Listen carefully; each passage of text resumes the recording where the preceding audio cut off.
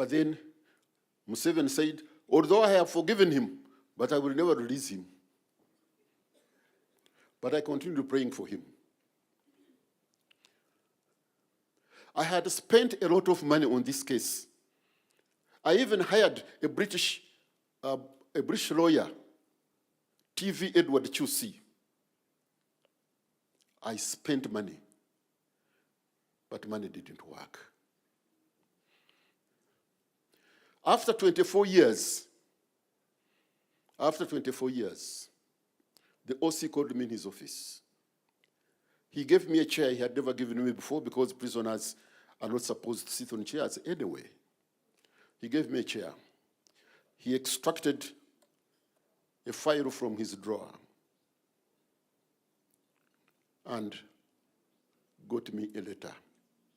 It was on the blue stationery, which in Uganda is the monopoly of the State House by President. I read the caption. It was instrument of release. Then my eyes went down, so I signed it. Yoweri K. Museveni, President of Uganda. And what is the contents? In the powers conferred upon me by the Constitution of the Republic of Uganda, 1995, sections quoted and clauses, I hereby order the Commissioner General of Uganda Prisons and the OC of Luzira Upper Prison Maximum Security to cause the release of Chris Lwakasisi unconditionally with immediate effect.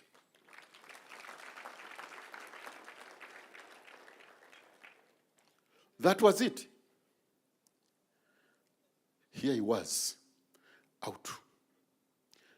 That is forgiveness. Now, second section. After about 3 weeks, the telephone rang. You know, when I was taken to prison, we never had these mobile phones. So I didn't have one even. My wife did. So she came running with the phone and said, some people want to talk to you. When I got the phone, I either held it upside down, I can't remember. Then someone said, hello, yeah. Is that Honorable Lwakasisi? I said, oh, people are still calling me Honorable. Said, the president wants to talk to you. I asked, is that the president of FUFA or what? He said, no, His Excellency. And he came on the line. Hey, Chris, said, yes. Hey, can we meet? I said, Mr. President, there is always time to meet President. So he gave me time the following day, and here I was at Nakasero State Lodge. I was ushered in. I thought I would go in the room and sit, and then he will come standing up, Your Excellency, and all that. But when they opened the door, the president was seated already at his desk. He rose, came, we met midstream, and we hugged each other, which Museveni doesn't do anyway. And then we greeted in our language, but midway, he stopped and asked me, you and I, who's older than the other? I said, I'm older than you, Mr. President. He said, now greet me, because in our culture, it is the old who greet the young, not the other way around.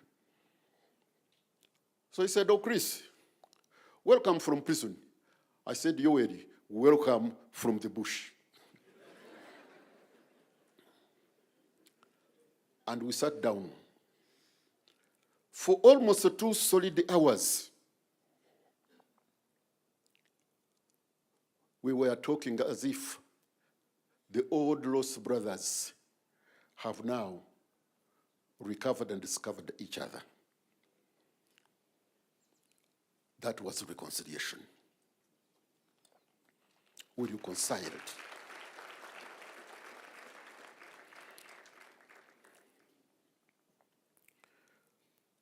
And he gave me an appointment to meet him again in a town called Fort Portal, down in the west, where I went.